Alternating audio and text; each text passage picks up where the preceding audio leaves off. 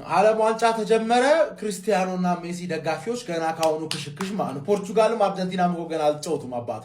5 ሰዓት ነው ይሄን ቪዲዮ የምሰራው በደንብ ኮፒ ሊንክ አድርጋ አዳርስልኝ የሞሮኮና ብራዚል ጨዋታ እስኪጀምር ድረስ ስለዚህ ሐሳብ ልንገራችሁ ማለት ነው እኔ የሲአር7 ደጋፊዎች በጣም ታዝናኑኛላችሁ ነው ብላችሁ ከባር እግር ኳስ ፍትሃዊ ከሆነ ሲአር7 መብላት አለበት ስለዚህ ሁላችሁም ለሲአር7 መደገፍ አለባችሁ ልክ ነገር እኮ ይችላል እግር ኳስ ፍትሃዊ እንድትሆን ለሮናልዶ አንድ ወርልድ ካፕ በሰጣት እኔም ደስ ይለኛል በጣም ደስ የሚለኝ ነገር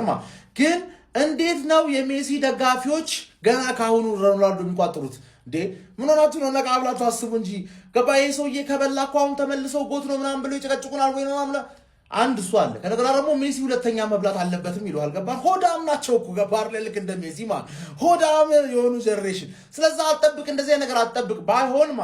ትንሽ በእግር ኳስ ስሜት ያዝ ማረክ ከፈለክ ማለት እኔ አሁን ምሳሌ እኔ ከሜሲ ደጋፊዎች ጋር ስለ ኳስ አወራ ማለት ሪስፔክትፉል አንዳቸውም በኔፊድ ክርስቲያኖ ሮናልዶ ዲስሪስፔክት አያደርጉም ለምን እኔ ሜሲን ዲስሪስፔክት ስለማላደርግ ማለት እና ገባር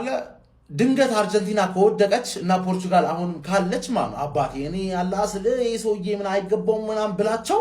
እውነትህን ነው ምናምን ነገር የሚሉ ይመስለኛል ገባህ በዚህ መንገድ ነው እንጂ ገና ካሁኑ ምናምን ካልቋጠርክ ፋራነህ ምናምን እልታይዟል እንዴ ማለት ዝም አርጀንቲና ወርቃም እንዳይቋጥር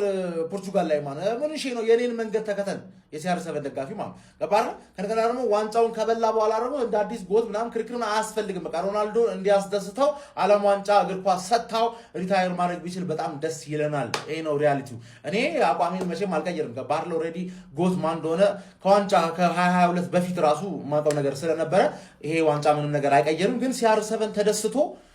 ከሪሩ እንዲያልቅ ነው ፈልገው በዓለም ዋንጫ ጠቅ ተደርጎለት ማለት ነው ገባ ብራዚል ሞሮኮን ዛሬ ፎጣ የሚሰርቅልሽ የለም